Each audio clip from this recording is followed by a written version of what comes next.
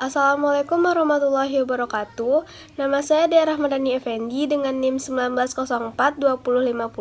Pada kesempatan kali ini, saya akan mempresentasikan materi tentang konsep statistik deskriptif dan induktif, serta pengukuran data statistik dan penyajian data, dalam rangka memenuhi tugas statistika sosial. Materi pertama yaitu konsep statistik deskriptif dan induktif. Konsep statistik deskriptif merupakan suatu metode yang berhubungan dengan pengumpulan atau penyajian data sampai memberi informasi yang berguna. Dengan menggunakan statistik deskriptif, berbagai kumpulan data bisa tersaji dengan ringkas dan juga rapi, serta mampu memberikan informasi inti dari kumpulan data yang ada. Adapun pokok-pokok bahasan yang diuraikan di dalam statistika deskriptif sebagai berikut. Yang pertama, distribusi frekuensi. Data yang telah diperoleh dari suatu penelitian yang masih berupa data acak dapat dibuat menjadi data-data berkelompok, yaitu data yang telah disusun di dalam kelas-kelas tertentu. Daftar yang memuat data berkelompok ini disebut dengan frekuensi atau tabel frekuensi.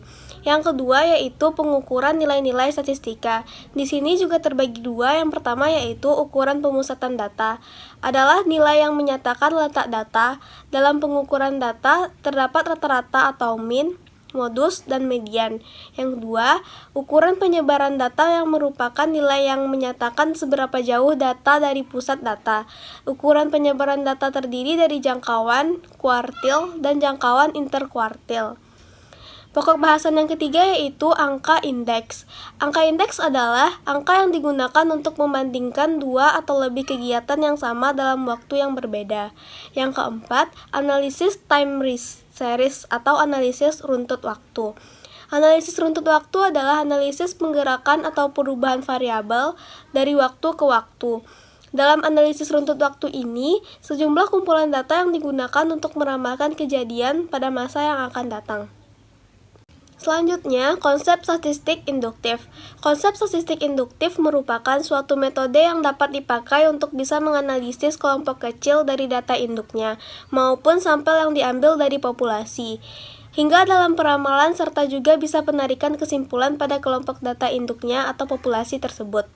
Statistika induktif ini juga disebut dengan statistika inferensial, yang merupakan suatu rangkuman dari semua metode atau cara yang berkaitan dengan analisis sebagian data, yang mana selanjutnya akan sampai pada peramalan maupun penarikan kesimpulan tentang keseluruhan data induk dari populasi tersebut. Ruang lingkup atau pokok bahasan statistika induktif. Yang pertama yaitu probabilitas atau teori kemungkinan. Yang kedua, distribusi teoris. Yang ketiga, analisis covariance. Yang keempat, sampling distribusi. Yang kelima, pendugaan populasi atau teori populasi. Yang keenam, analisis varians. Yang ketujuh, uji hipotesis. Yang kedelapan, analisis korelasi serta uji signifikasi. Dan yang terakhir yaitu analisis regresi untuk peramalan. Materi yang kedua yaitu pengukuran statistik dan penyajian data. Sebelumnya perlu kita ketahui apa itu pengukuran. Pengukuran adalah kesempatan yang digunakan sebagai acuan atau tolak ukur untuk menentukan panjang pendeknya interval yang ada pada alat ukur sehingga alat ukur tersebut bisa digunakan dalam pengukuran dan menghasilkan data. Pengukuran juga diartikan sebagai suatu proses hal mana atau suatu angka yang diletakkan pada karakteristik atau properti suatu stimuli sesuai dengan aturan atau prosedur yang telah ditetapkan. Misalnya, orang dapat digambarkan dari beberapa karakteristik seperti umur, tingkat pendidikan, jenis kelamin, tingkat pendapatan, dan lain-lain. Jenis-jenis skala pengukuran. Yang pertama yaitu skala nominal. Skala nominal merupakan jenis skala pengukuran yang termasuk ke dalam kategori atau kelompok dari suatu subjek. Misalnya, dapat Anda lihat pada variabel jenis kelamin di mana dikelompokkan pada umum hanya menjadi dua. Yang pertama laki-laki atau L dan perempuan atau P. Yang kedua, skala ordinal. Skala ordinal merupakan salah satu jenis skala pengukuran di mana lambang-lambang bilangan hasil pengukuran berupa urutan atau tingkatan. Yang ketiga yaitu skala interval. merupakan jenis skala pengukuran yang mempunyai karakteristik mirip dengan skala ordinal, yaitu mempunyai urutan tertentu. Yang keempat yaitu skala rasio. Skala rasio adalah jenis skala pengukuran yang menghasilkan data dengan mutu yang paling tinggi. Perbedaan skala rasio dengan skala interval terletak pada keberadaan nilai nol. Pada skala rasio, nilai nol bersifat mutlak, tidak seperti pada skala interval. Penyajian data dalam bentuk grafik. Ada 5, yang pertama yaitu histogram. Histogram adalah suatu grafik dari distribusi frekuensi dari sebuah variabel. Tampilan histogram pada umumnya berbentuk balok. Penyajian data ini terdiri atas 2 sumbu yaitu X dan Y. Yang kedua, P-chart. P-chart atau dalam bahasa Indonesia disebut dengan diagram Q yang merupakan suatu lingkaran yang dibagi menjadi beberapa sektor.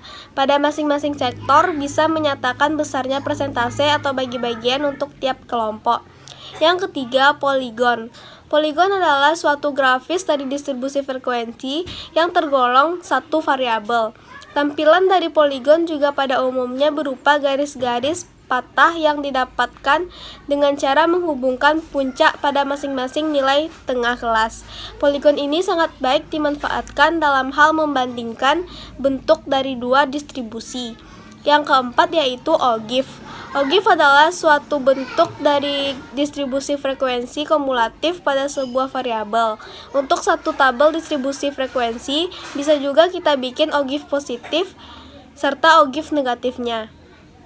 Yang kelima yaitu diagram batang daun. Diagram batang daun juga sama dengan histogram, hanya saja yang membedakannya adalah informasi yang didapatkan lebih baik. Hal itu disebabkan pada diagram batang daun memperlihatkan nilai-nilai hasil pengamatan asli.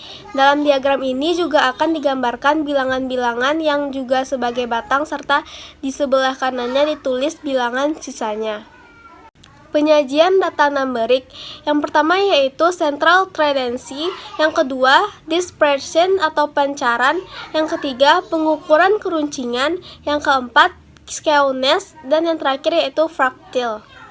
Sekian penyampaian materi dari saya. Apabila ada kesalahan dan kekurangan mohon dimaafkan.